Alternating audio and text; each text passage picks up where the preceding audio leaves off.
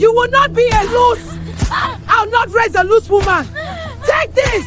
No more. I will never allow you to bring shame to this family. Papa, please. You disgrace us.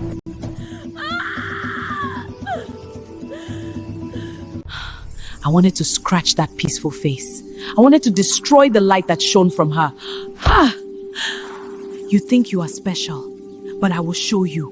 One day, I will take everything you have. Your joy, your name, and your life. The world will know that Uju is the only star in the sky. They say blood is strong. They say your sister is part of your own soul. But they don't tell you this.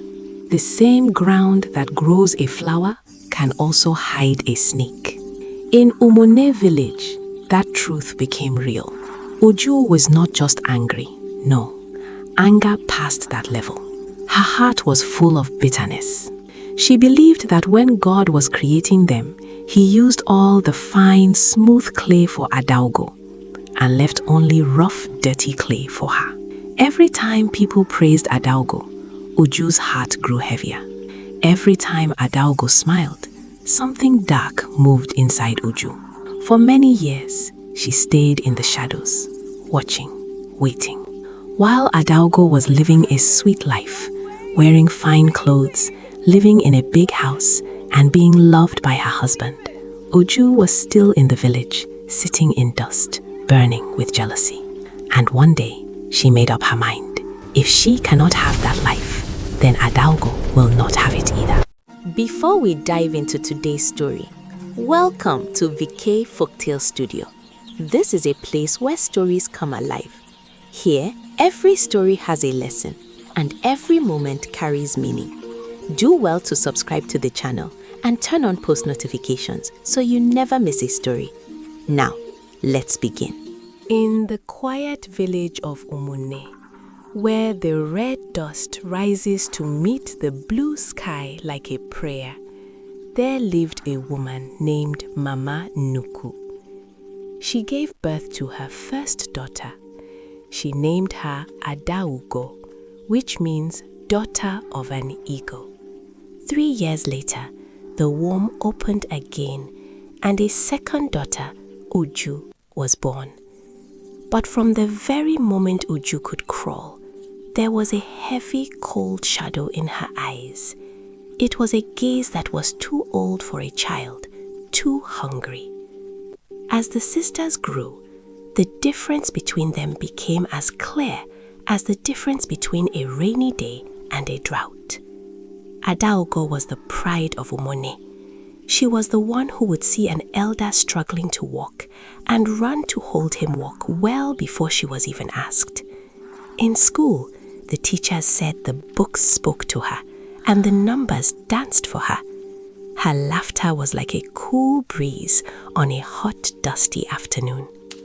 Uju was a well of bitterness. She would sit alone on a fallen log at the edge of the forest, scowling at the village children. In the secret places of her mind, she felt cheated. She truly believed that when God was molding them, He had used all the good, smooth, golden clay for Adaugo, and when it was her turn, He had simply used the rough scraps and the mud left at the bottom of the pot. Uju was not ugly to the eye, no. She had the same mahogany skin. But jealousy is a slow-moving rot. It made her face look hard, her mouth set in a permanent snare that made people turn away. Every time a villager stopped to praise Adaugo's brilliance or her beauty, a little fire of hatred flared up in Uju's chest. It grew hotter and hotter with every passing year until it became a flame that threatened to consume her very soul. By the time they reached their final year of secondary school, the classroom had become a battlefield for Uju. She hated the white chalk on the board. She hated the smell of the ink. Most of all, she hated how the teacher's voice would soften with pride whenever he called Adaugo to the front.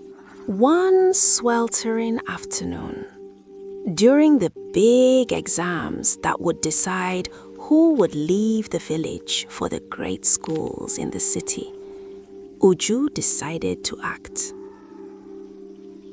While the teacher sat with his head down, Uju reached into her pocket.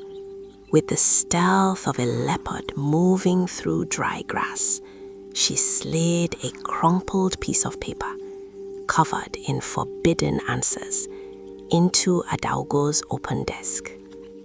Then, Uju stood up. She let out a gasp, her voice trembling with a fake shaking fear. She pointed a shaking finger and cried, "Teacher, oh teacher, my heart is breaking, but I cannot stay silent. I saw her. I saw my own sister hiding a paper to cheat." The class went dead silent. The teacher, a stern man who always carried a heavy cane, stood up slowly. He walked to Adaugo's desk, his footsteps sounding like thunder in the quiet room. He reached in and pulled out the crumpled paper. Adaugo looked up, her face turning the color of ash. Tears began to flow like twin rivers down her cheeks. She clasped her hands, her voice a broken whisper. "Sir, I swear on my father's grave. I swear on the womb that carried me. I am innocent. I have never seen this paper." But the evidence was there. Uju sat, her face buried in her hands as if she were weeping for her sister's shame. But through the small gaps in her fingers, she wore a wicked, satisfied grin. The principal did not expel Adaugo, but he shamed her. He made her kneel on the sharp gravel in the hot sun for 3 hours. That day, as the stones bit into her skin, Adaugo learned that her own blood could bite deeper than a forest snake.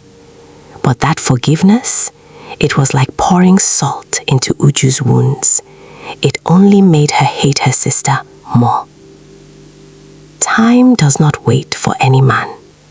The girls blossomed into young women. Adaugo became the flower that every bee in the village wanted to taste. One evening, she was returning from the stream, her clay pot of water balanced with the grace of a queen on her head. A stranger, a traveler lost on his way to the great market, stopped her. He was dusty and tired. Adaugo, being the soul of kindness, put down her pot and gave him directions, even offering him a drink of her fresh water. She smiled, wishing him a safe journey. It was a moment of pure human grace. But Uju was there, crouching behind a thick palm tree. Her mind, twisted by envy, saw not a kindness, but a weapon. She took her own water pot and smashed it against a jagged stone. She tore the sleeve of her blouse and messed up her hair until she looked like she had been in a struggle. She ran home, her feet pounding the red earth, screaming at the top of her lungs, "Mama! Mama! Your daughter Adaugo has brought the ultimate shame upon us. I saw her. She threw her water pot away and followed a stranger into the thick bush. She has sold her virtue for the smile of a traveler." Mama Nuko, a woman who lived in fear of what the gossips would say, did not wait for the sun to set. When Adaugo walked into the compound, "Where are you coming from?" she asked Adaugo. Tired but peaceful, she was met with a storm. "Where are you coming from, Adaugo?" I'm coming from the stream. "Liar! You think I don't know that you have started following men up and down? Is that how I raised you?" Mama, I am coming from the stream. You can ask Uju. She will tell you. Uju, your sister told me you entered a man's car and drove away. So this is how you want to bring shame to this family, Abi? Uju is lying. I didn't enter any man's car. A man only stopped me on the road and asked for directions. That's all. Mama grabbed a traditional broom and beat her daughter until the twigs snapped, screaming that she would not raise a loose woman. Adaugo fell to the dust, confused, bleeding and broken. And there, leaning against the doorframe, was Uju. She was slowly biting into a ripe, juicy mango, watching her sister's agony with a heart that had become as cold as the depths of a well. That night, the silence in the small room they shared was heavier than a mountain. Adaugo lay on her mat, her body aching, her spirit wondering why the world had turned so dark. But Uju could not sleep. She sat in front of a small cracked mirror, lit by the flickering, dancing flame of a kerosene lamp. She touched her own cheek, staring at her reflection. She whispered to the darkness, "Why? Why does she get this smooth skin? Why does she get this soft voice? Why does Mama love her more, even when I tell the world she is a harlot?" She turned to look at Adaugo, who was sleeping fitfully, her face looking like a bruised angel in the moonlight. A madness rose in Uju's throat. She stood over the bed, her hands curled like the claws of a hawk, her shadow stretching across the walls like a monster. She hissed at the sleeping girl. "You think you are special. You think the world belongs to you. But I will show you. One day, I will take everything you have, your joy, your name, your very life. The world will know that Uju is the only star in the sky, and you are nothing but the dirt beneath my feet," she said. This was no longer just the anger of a sister. It was a vow made to the dark spirits that roam the night.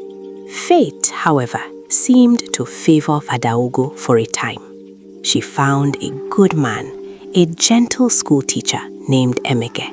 He was kind, patient, and soft-spoken. Before long, their love began to blossom. Their families met, the wine was poured, laughter filled the compound, and it was agreed that they would be married after the great harvest. But while joy was growing in her heart, something dark was boiling inside her sister, Uju. Uju's heart had become a pot of venom. She watched Adaugo's happiness like a hungry hawk watching its prey. Every smile on Adaugo's face felt like an insult to her. Soon, jealousy began to grow into a wicked plan. Quietly, Uju began to stalk Emeka. She watched where he went in the evenings, where he spent time with his friends, and where he liked to drink palm wine after a long day of teaching. One evening, she made her move.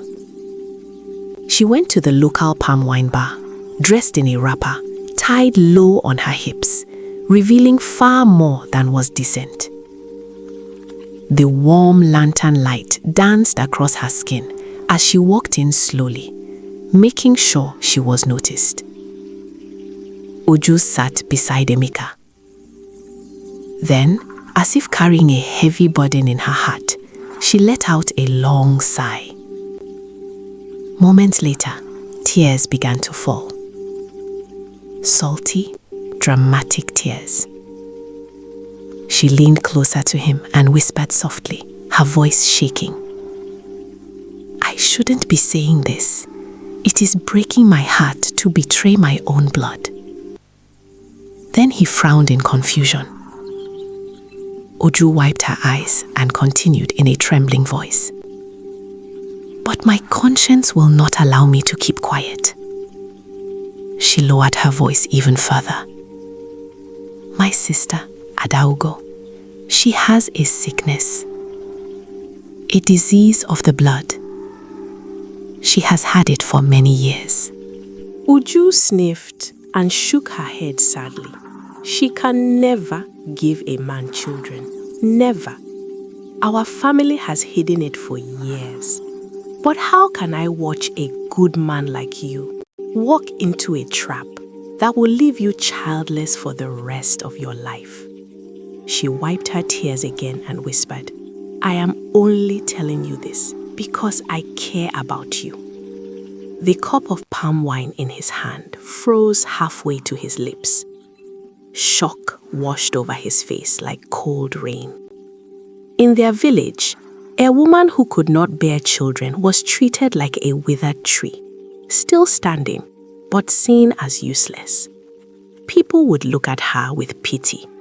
Whispers would follow her everywhere, and slowly, her respect would fade away. The lie spread through the village like bushfire in the dry harmattan wind. From one mouth to another, from one compound to the next, until soon, everyone believed it. Whenever Adaogo walked past the villagers, they would stop and stare. Some whispered behind their hands. Others pointed openly, looking at her as if she were a spoiled egg, something broken, something to be avoided. All of it began with the lies planted by her own sister, Uju. Before long, the whispers reached Emeka's family. They descended upon him like a pack of hungry wolves. Day after day, they pressured him. They warned him. They shamed him. They told him he would destroy his future if he married a woman who could not give him children. Their voices grew louder, their judgment heavier, until finally, Emeka's heart became weak under the weight of it all. One afternoon, he and his family arrived at Adaogo's compound to return the engagement gifts. The air in the compound was thick with silence. Word had already spread across the village. Neighbors stood at a distance, pretending to sweep their yards or fetch water, but their eyes were fixed on the scene. Adaogo stepped out slowly.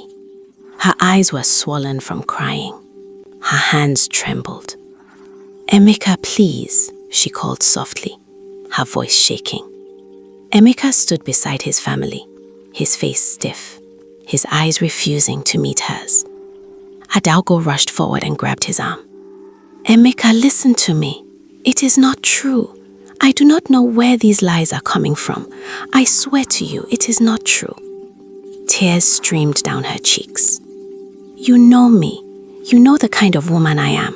How can you believe something like this about me?" For a brief moment, Emeka said nothing. But before he could speak, his mother stepped forward sharply. "We cannot allow our son to marry a barren woman," she said coldly. "We will not sit and watch our son waste his life." Adaogo's knees gave way. She fell into the sand. "Please," she cried. "Emeka, look at me. I beg you. Do not do this. Do not leave me like this." The villagers watched in complete silence. Finally, Emeka looked at her. For a brief second, something softened in his eyes, but the weight of his family stood behind him like a wall. Slowly, he removed her hand from his arm. "Adaogo," he said quietly, his voice heavy. "It is better this way." Those words cut deeper than any knife. Adaogo shook her head wildly. "No, Emeka, please, come back. Listen to me." But Emeka turned away. Without looking back, he walked out of the compound with his family. Each step he took felt like a hammer striking Adaogo's heart. "Emeka!" she screamed, but he did not stop. He did not turn. And when the news finally settled in Adaogo's heart, her world shattered. The woman who once laughed so easily now locked herself inside her room. Days passed, then weeks. She refused to eat. She refused to speak. The weight of shame and betrayal sat on her chest like a heavy stone, and beside her sat Uju. Uju gently rubbed her back and spoke soft words of comfort, pretending to share her sister's pain, but hidden deep inside her heart was something dark. While her lips spoke kindness, her heart held a dagger of secret joy. But the heavens do not sleep, even when we think they are closed. A year later, the dusty road of Umuni was stirred by the low roar of an engine. A shiny silver Mercedes, gleaming like a newly minted coin, rolled into the village. Inside sat Chike, a medical student from the big city. He was wealthy, handsome, and carried the air of a man who had seen the world. The afternoon sun rested gently on the village. The air smelled of dry earth and ripe fruit, and the laughter of children floated on the quiet breeze. Under the wide shade of the great Udara tree, Adaugo sat on a wooden bench with a group of village children gathered around her. She was teaching them their letters. "Repeat after me," she said softly, writing carefully on a small slate. A, B, C. Chike's eyes fell upon her instantly. She was bent slightly forward, helping a small boy hold his chalk properly. Sunlight filtering through the branches above, touching her face softly. There was something about her, something quiet, something gentle, something unbreakably dignified. In the city, he had seen women dressed in expensive clothes, women who laughed loudly to draw attention. But this woman carried a calm beauty that did not need to be noticed. It simply existed. And in that instant, Chike felt something stir deep inside him. Something sudden, something powerful. He watched her laugh softly when a child wrote a letter backward. "No, no," she said gently, guiding the child's hand. "Like this. See? You must be patient with your hand." Her kindness was effortless, her voice warm, carrying calm authority. Adaugo finally looked up, meeting his gaze. Time seemed to slow. She stood quickly, slightly embarrassed. "Good afternoon," she said politely. "Good afternoon," Chike replied, his voice calm but tinged with admiration. "I hope I am not disturbing your class." "No, not at all," she said, shaking her head. The children whispered among themselves. One little girl tugged at Adaugo's wrapper. "Teacher, who is he?" Chike crouched slightly, smiling. "My name is Chike. And who are all of you?" The children shouted their names excitedly. Adaugo watched him in surprise. Many city men would never speak to village children so kindly, but Chike listened to each of them as if their words mattered. After a few moments, he stood and turned to Adaugo. "You teach them here every day?" "Yes, the village school is sometimes crowded, so I gather the younger ones here in the afternoons," she replied. "That is a beautiful thing to do," he said. Adaugo looked down modestly. "It is nothing. They only need someone to be patient with them." A breeze rustled the Udara tree leaves. One of the children shouted, "Teacher, we want to finish the lesson." Adaugo laughed softly. Chike stepped back politely. "Then I should not steal their teacher away. But may I come back tomorrow to greet the class again?" Adaugo hesitated slightly, then nodded. "Yes, you may." As Chike walked back to the silver car, he glanced once more at the Udara tree, at the children, and at the quiet woman standing among them. In his heart, something had already been decided. But Uju saw the car first. Greed flared inside her like his sudden fire in a dry field. This man is too grand for her. This life, it belongs to me. Chike did not waste a moment. He knew what he wanted, and nothing would stand in his way. With the determination of a man who had traveled the world, but found what truly mattered, he went straight to Mama Nuku and the village elders. He presented his family's offerings, kegs of palm wine, baskets of yams, and other gifts of respect. Every item symbolized not just wealth, but honor, and his sincerity shone brighter than the noonday sun.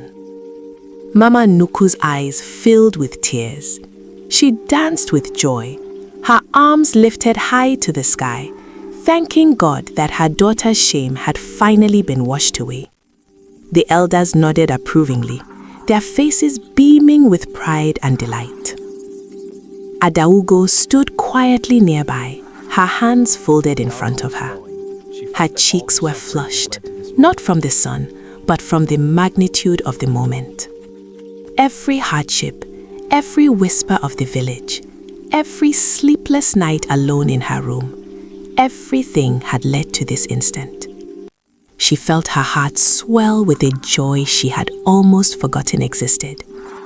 Then, Chike knelt before her. His eyes never left hers. He took her hand gently, as if holding something precious, and placed a simple but elegant ring on her finger. The village erupted in cheers. Children clapped, elders laughed, and even the wind seemed to carry their joy across the dusty roads. Everyone cheered. Everyone except one person. Uju lingered in the shadows of the compound. Her eyes narrowed, her lips pressed into a thin line, her fingers clenched so tightly into her palm that droplets of red seeped into the dust below. She whispered to herself, low and venomous, "Enjoy it while it lasts, sister. Laugh now, because I swear by the earth we stand on, I will be the one to wipe that smile from your face forever."